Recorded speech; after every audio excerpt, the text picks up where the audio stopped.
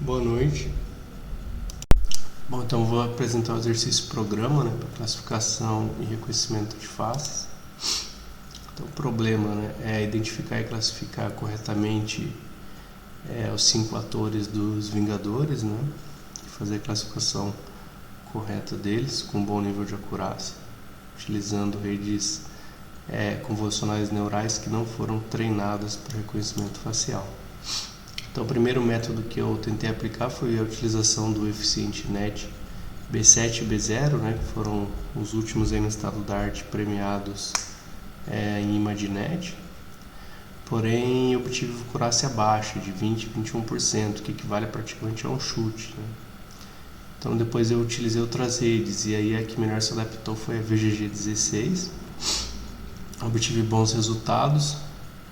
E tentando otimizar esses resultados, utilizei outras técnicas de otimização como Data Augmentation, Pre-Processing Image, Dropping Out para redução de overfitting depois das camadas convolucionais. Mas a acurácia reduziu bastante, foi para 20%. Então eu mantive o modelo aí original. Bom, a arquitetura do meu modelo, então esse VGG16 ele consiste em 16 camadas, 13 convolucionais e 3 camadas densas. Inicialmente, seguindo a literatura, eu fiz o congelamento para preservar os presos pré-treinados das camadas convolucionais e depois o ajuste no learning rate daí dinâmico nas camadas densas. Então, as camadas densas adicionei no topo do modelo VG6 o Global Average Pool em 2D para redução de dimensionalidade e evitamento de overfitting na saída dos mapas de atributos da camada base. E por fim, a última camada densa contém os 5 neurônios para fazer a predição correta dos 5 atores. Então, mais detalhes da minha rede. Então, cada camada customizada adicional, ela contém 1024 neurônios com ativação Relu e a última camada densa com ativação Softmax. O otimizador utilizei RMS próprio porque ele obteve melhores resultados que o otimizador Adam. E também eu adicionei um early stopping para parar o treinamento com as épocas para elas serem bloqueadas depois em caso em que não houve otimização após 10 épocas, não houve melhora na acurácia. Então essa função ela faz um break, ela para e não deixa aumentar o treinamento para mais épocas. Então batch size de bateladas 32, número de lotes. Então, meu pseudocódigo consistiu em criar uma função para carregar e pré-processar as imagens para o formato apropriado para ser consumido pela VGG16, que é 224 por 224 pixels. Fiz depois a validação cruzada, conversão para formato on-hot encoding, Global Average Pool em 2D, adição das camadas densas. Depois o backpropagation com otimizador RMS próprio e utilização de categorical cross entropy para função de perda em learning rate. E aí, como eu já expliquei anteriormente, adição de callbacks early stopping para monitoramento da taxa de melhoria ou não da acurácia para fazer o break nas épocas. E por fim, eu fiz análise desse modelo nos dados de teste, nas 25 imagens dos dados de teste, que são as 25 primeiras imagens para o Fold 1 e as 25 últimas para o Fold 2. Então tá aqui o meu código. Meus resultados eu obtive boa acurácia, de 78,4% para o Fold 1 e 83,2% para o Fold 2. Então, dado os dados limitantes, vamos dizer assim, 50 imagens, tive um bom nível de acurácia para uma rede que não foi pré-treinada para reconhecimento facial. Já no exercício 2 é necessário atingir uma classificação próxima a 100%, porque é permitido utilizar uma rede pré-treinada já para detecção facial, no caso Deepface. Então aí eu utilizei, né, esse modelo Deepface. Vou começar pelas que falharam. Eu tentei usar a Deepface com otimização Grid Search para o classificador SVM, porém eu restringi o kernel para ser linear, né, para fazer a classificação, e essa restrição ela fez baixar a minha precisão no Fold 1 e no Fold 2, então eu obtive entre 90% e 95%. E aí eu aumentei o kernel para ele fazer essa classificação no suporte Vector Machine linear e radial, né, para funções não lineares, que é o caso desse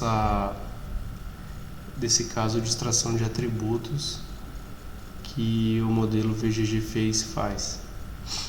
Então aí depois eu tentei otimizar esse modelo fazendo ensemble, né, vendo o que os outros modelos detectavam, extraíam de atributos, mas o FaceNet, OpenFace e Deepface eles obtinham acurácia entre 80% e 90%, então quando foram combinados com o VGGFace eles acabavam reduzindo a acurácia, então daí eu descartei e utilizei só o Deepface.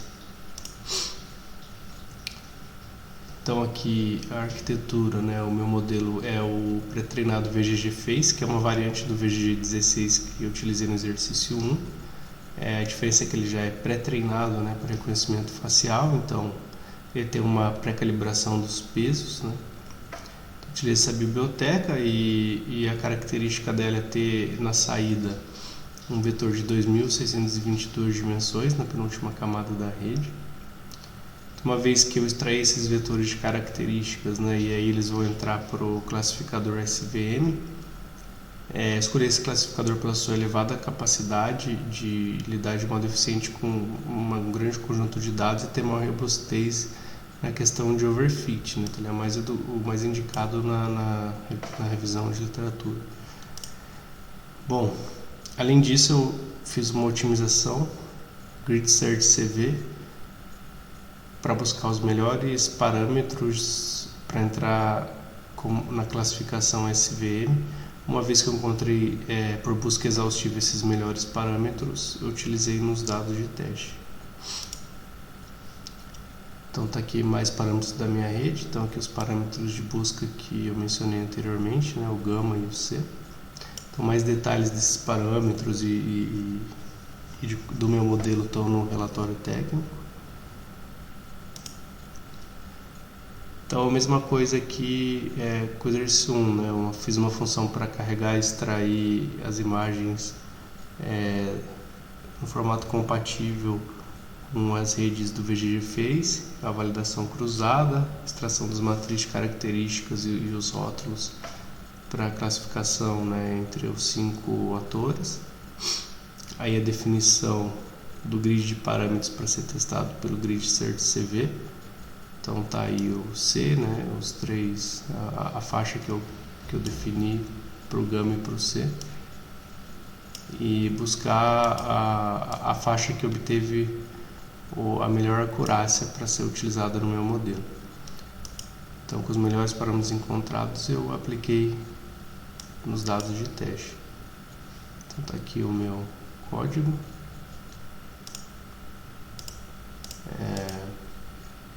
Nos resultados eu preferi usar a matriz de confusão para mostrar os falsos positivos, né? E também os verdadeiros positivos, que consiste na diagonal. Então aqui a classificação correta na diagonal, obtive para o Fold 1 aproximadamente 97% de precisão. E aqui em vermelho, né, são as classificações erradas. Então se a gente interceptar linha e coluna, vai achar que o Chris Evans ele foi identificado como Mark Ruffalo, por exemplo. Então aqui são os erros que o modelo obteve. Para o Fold 2 novamente a acurácia foi maior, então acredito que essas redes convolucionais, o conjunto de imagens de treino e de teste, elas conseguiram melhor precisão sempre para o Fold 2, tanto para o primeiro exercício quanto o segundo exercício. E aqui por fim um gráfico da média de teste e treino, né? Então Foi tirada uma média da acurácia para os dados de treino e de teste. Então aí sempre os dados de teste acabam caindo, né? Que os dados de treino, a acurácia. E aqui na abscissa está os hiperparâmetros de configuração. Então esse aqui é o índice dos parâmetros γ e C, né? Então mais ou menos no índice 20, no índice 30 foi a configuração melhor, podemos dizer assim, onde o modelo teve maior acurácia com a utilização destes parâmetros.